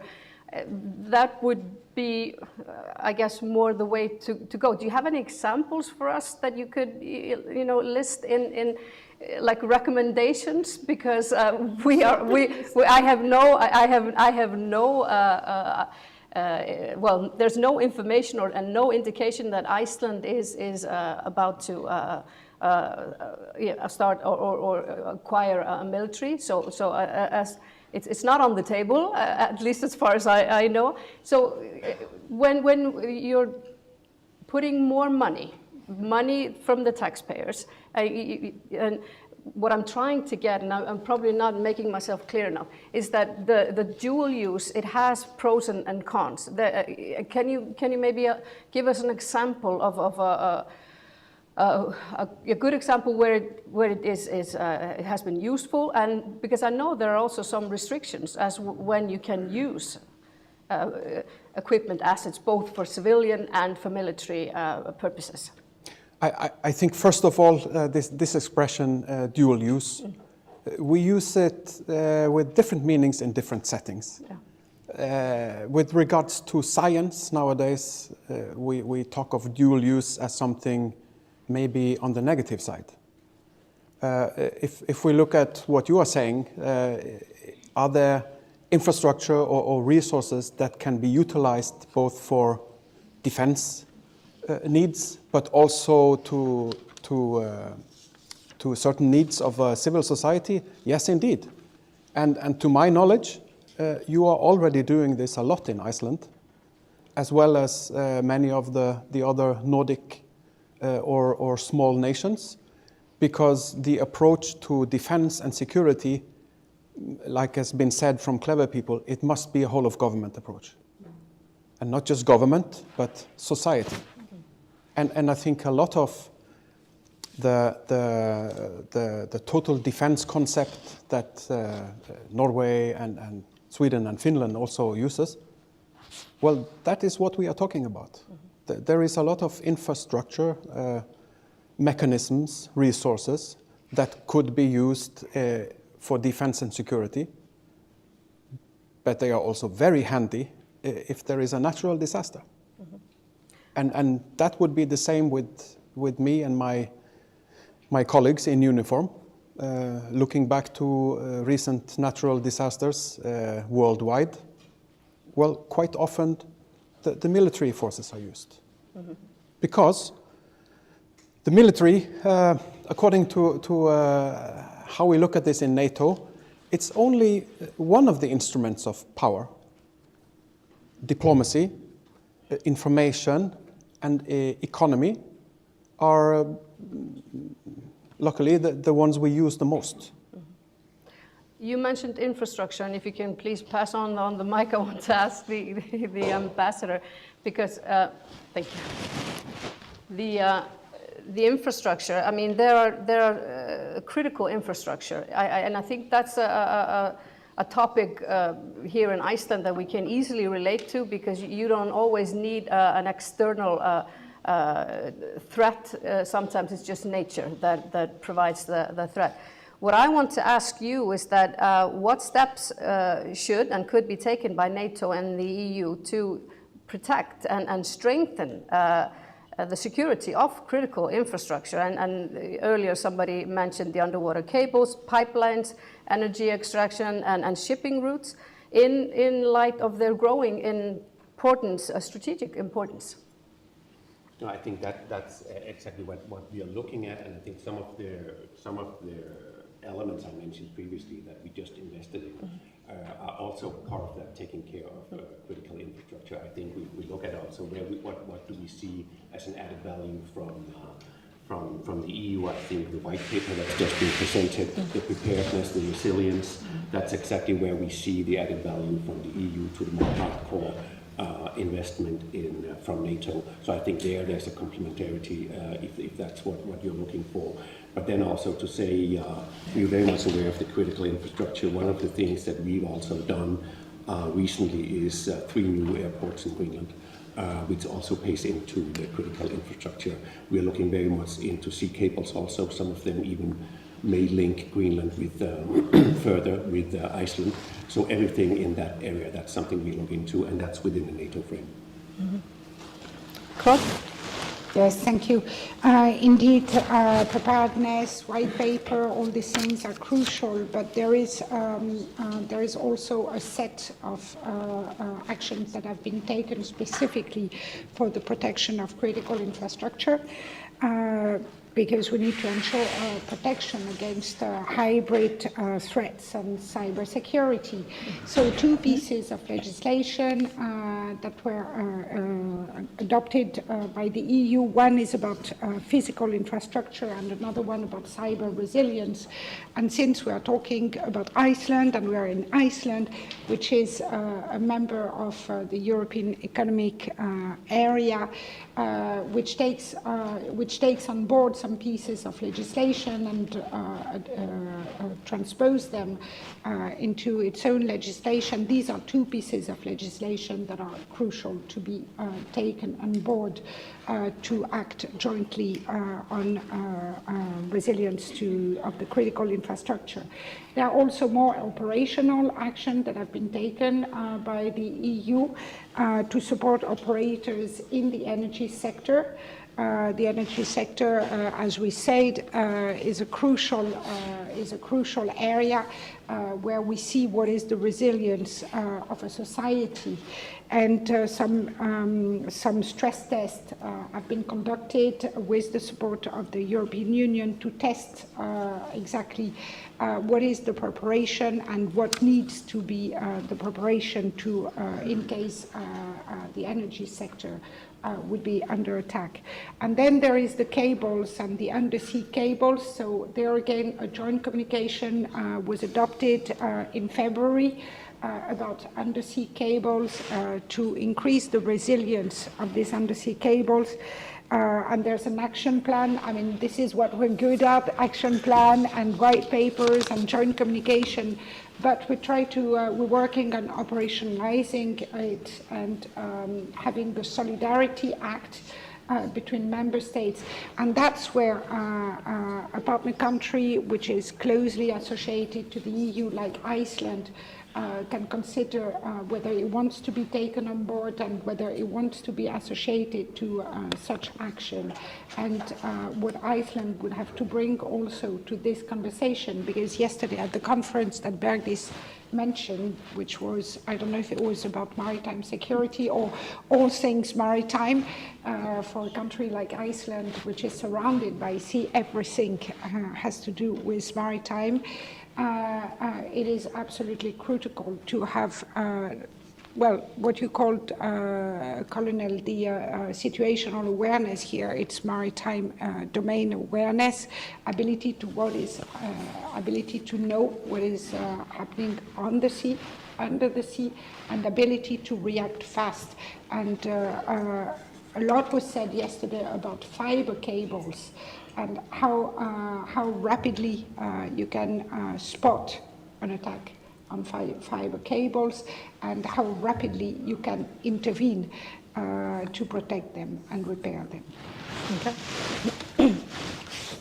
Varðberg, is Iceland fully making use of all the resources from cooperation, whether it be EU or NATO? Because as Jonas told us earlier, a lot of things have been happening in the past 3 years, and But this is a very vast area with a small population, and it could become critical. So how do you assess our ability to strengthen our defenses? Well, I mean, strengthening our defenses is through, of course, our NATO membership and our defense agreement with the US. But what we have been doing in the last 10, 15 years or so, and Jonas has been actively working on this, is just increasing cooperation, coordination, not only with neighboring countries. I mean, you mentioned, Eric, the growing and very intensified cooperation that is between the NATO countries. There is very much the same has been developing through what we call NP8, or the Nordic and the Baltic states. Close cooperation with Canada, with US, and with the European Union, of course. So this intensified cooperation, coordination, sharing of information has made us much stronger than we were before. Made us also, we have taken initiatives. We are sort of our own master, so to speak, in this cooperation with our allies. And I want to mention, because I think a lot of the people in this room, and I'm the one, I'm also included in this. I was in Brussels last week, which is maybe not newsworthy, but I had not been to EU meetings for 10 years or so. And it was striking. We had meetings with both the EAS, but also with the Commission and the Council. And we had not expected this, but security and defense was what we were discussing. I mean, the urgency of Europe doing more, of Europe stepping up, of the horrific war in Ukraine has just totally changed everything. And it will have more implications for our cooperation with the European Union. And I like this, what you were saying about the mother and a father, NATO and the European Union.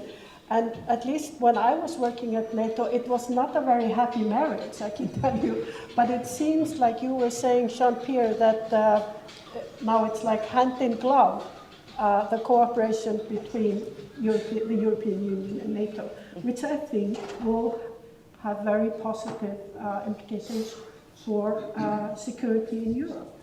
And that then means everything, means hard security and soft security, and where I think for us, the cooperation with the European Union, it's so important, the upholding of international law when it comes to the Arctic UNCLOS. And because all these sort of the cyber threats, the hybrid threats, what they are doing is undermining our values, undermining our democracy, making, undermining our government. So it's really important that we cooperate closely on that. Yeah. And I think that's the most important issue we can cooperate on. Time is running out, and like I promised everyone, we would, of course, talk about Greenland and the recent shift in US policy. I am Lieutenant Colonel Roy. I'm going to start with you. Well, obviously, the ambassador is going to weigh heavily in on this, because before we go into the political aspect of it, the US has a base in Greenland. And well, according to everything, the bilateral agreements, they give them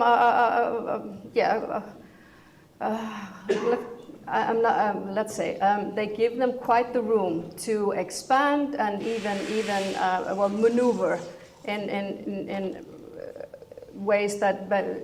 Well, these contracts, these bilateral contracts have been in discussion here in Iceland. So my question to you would be, do you foresee because of this shift in policy, that the U.S. would perhaps open another base on the East Coast, move more resources and assets to Greenland in light of the shift in U.S. policy? Now, this is quite hard to answer from a military point of view. I would say that, as far as I know of the agreement between U.S. and the Kingdom of Denmark with Greenland, I'm not sure if there is a need to acquire it if one would want more bases or to expand the existing bases. And from a military point of view, if there is a base on the West Coast or the East Coast or both of them, I cannot really see the difference. But it's a possibility. I mean, like we said, this is a very large area. The ice is melting. We have expectations of commercial shipping that will increase. Tourism is already ongoing, which brings some interesting perspectives into this. If we talk about safety, or also the same as security, what will Denmark, Iceland, Norway, what will we do if a big cruiser with 4,000 people have an accident in this area? So it's just a picture to say that these are enormous areas with little infrastructure, and that adds to the challenge. And also seen from a military point of view, technically, of course, it would be beneficent to have more bases, more places, because that will increase your ability to do something if something happens. Thank you. Ambassador, like I said, there's been quite a shift in U.S. policy in regards to Greenland. President Trump has said repeatedly that he wants to buy the country, and then most recently the visit from the Vice President. It has prompted, obviously, concerns in Denmark. What, if anything, how do you see this going? First of all, to say that our relations with the U.S. goes way back. We have very strong relations with the U.S. We had that during the Second World War and ever after, so they're still strong. And just to say on this comment, it's very sensitive, of course, but everything, so I'll respond, but everything I would say, just for the record also, is within the framework what has been said by the government of Greenland and from the Prime Minister and our Foreign Minister. So they've all been very clear about this possibility to buy Greenland. But to say on the work when it comes to the defense, we have an agreement which goes back to 1951. Agreement with the U.S. on defense of Greenland. It was extended in 2004 with something we call the Gætu agreement, where also Greenland signed up to the defense agreement. And I think one thing which our foreign minister has been very clear about, he also put out a video a few days ago saying that it's important to be aware that that agreement is dynamic. So to comment on your question whether you got further bases, in 1945, the U.S. had 17 bases in Greenland, 11 weather stations. And if they were interested in having further bases also in East Greenland, we would have a dialogue with them and we would be positive to it. So I think from all our government has said, we are very open to that. Also the Greenlandic government has said that. So we are open to further investments. But that being said, we at the same time acknowledge that we ourselves need to step up. And that's why I mentioned before the Arctic Package 1 and the Arctic Package 2, because we ourselves need to take a big step further in terms of surveillance and the Arctic vessels. That will definitely have a positive influence also on Iceland. So our cooperation is very strong with the US. Of course, we do not agree when they say they want to buy Greenland, but just to say we work on it constantly. Today, our foreign minister has a bilateral meeting with Rubio in Brussels. They're not talking about Greenland, but they're talking about the Arctic. Our prime minister, she's in Greenland. She's been there for 3 days, meeting the new government. So you could say, in terms of the political process also, the political wish from Greenland, that's not changed. But I think what this process has shown is you've definitely seen that Greenland and Denmark move closer in terms of the process further some of the things that the Greenland government wants. So, but I think it's important to have the overall impressions, also the transatlantic relations between Denmark and between the US. They're very strong. Mm-hmm. How does this strike you? Because I know everyone has to, be cautious and all that, but it has to cause some kind of effect and friction in the dialogue, whether it be within NATO and like it was mentioned before here, the tariffs is another thing. What is your perspective on what's been going on in US-Greenland relations? Oh, I will be very short because we fully associate ourselves with the statements that have been made by the government of Denmark and also by the government of Greenland. So our position is crystal clear in this respect. Bergqvist, do you see? Is it too soon to predict if this is going to alter the dialogue within NATO, between members, states with allied members? Yes, it's too early. I mean, we are still on the page. Our relationship with the US is very important.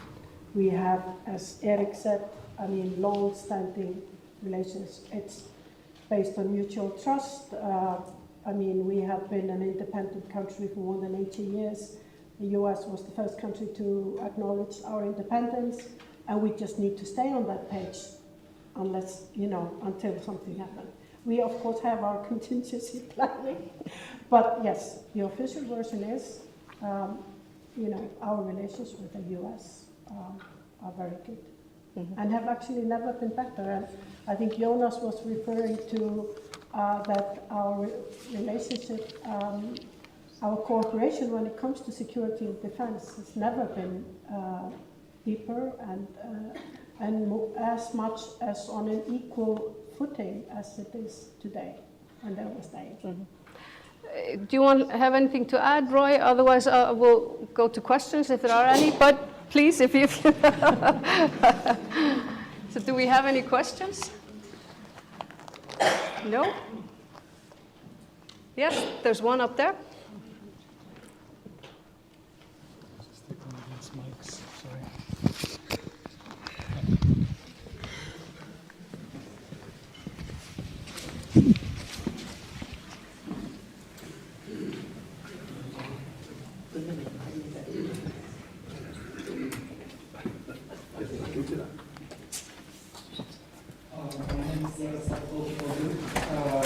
I study applied human rights in European cultural reasons. I'm also participating in the community of cultural ambassadors representing Ukrainian community. So my question is about Ukraine. How do you think, what is the main problem in just taking Ukraine under the common defense umbrella of NATO and helping it with restoring territories and helping it with the war and borders? Because this is not secret that people are already suffering, and those are not tens and hundreds, those are millions. And Russia is not stopping. be it Ukraine or any other country. And then, after everything, with the help of Ukraine, start strengthening common security, counting cables and vault keys as well. Are you directing a question to everyone on the panel, or some? To the NATO representative, yes. But of course, I'll be happy to hear everybody.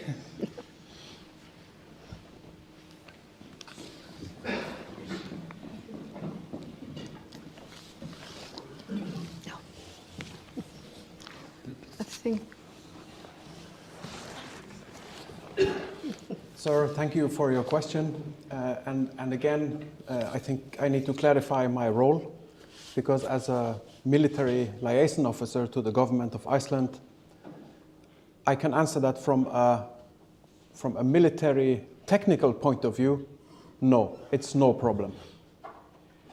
Not at all. But this is first and foremost a political question. And then I would not be the right person to have such opinions. That should be the politician's decision. But from a military point of view, indeed, definitely. We have actually run out of time, and there are no questions, so I will thank you all very much for an excellent panel, and I don't know if I'm supposed to sign off or someone else. Davíð, thank you so much.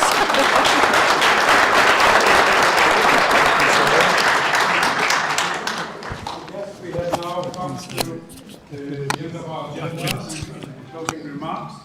But before I conclude, I wanted to point out that we have recordings of this meeting will be published on Vimeo and YouTube channels of Varðberg, and the recording will have Icelandic and English subtitles, as all our meetings have in the last years. But for closing remarks, I would like to give the floor to Her Excellency Klara Gansland, Ambassador of the European Union to Iceland, and His Excellency Alexander Kropvinicki, Ambassador of the Republic of Poland to Iceland. The floor is yours, please.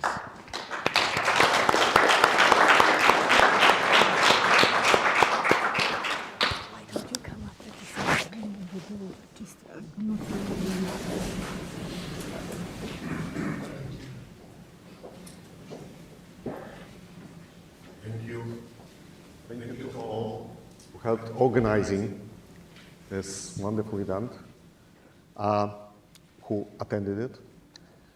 Thank you to everybody for being here. Guys, the feeling of security is over, and we need to get well prepared quickly for any situation that may happen.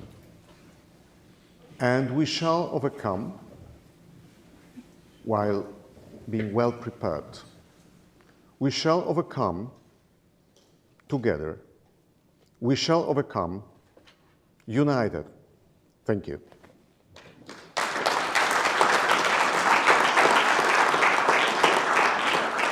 So my colleague here did it so well, and we have already gone beyond our time. So I just want to thank you all for being here, and thanking the excellent speakers and moderators, and the hosts in this beautiful house of Vigdis, and the technicians up there, thank you, and all the teams who have organized that. And I think these have been 2 very well spent hours that have given us all a lot to think about, a lot of new perspectives. Hopefully we have learned something.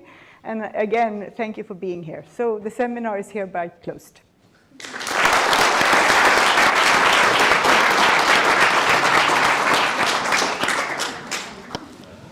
Thank you.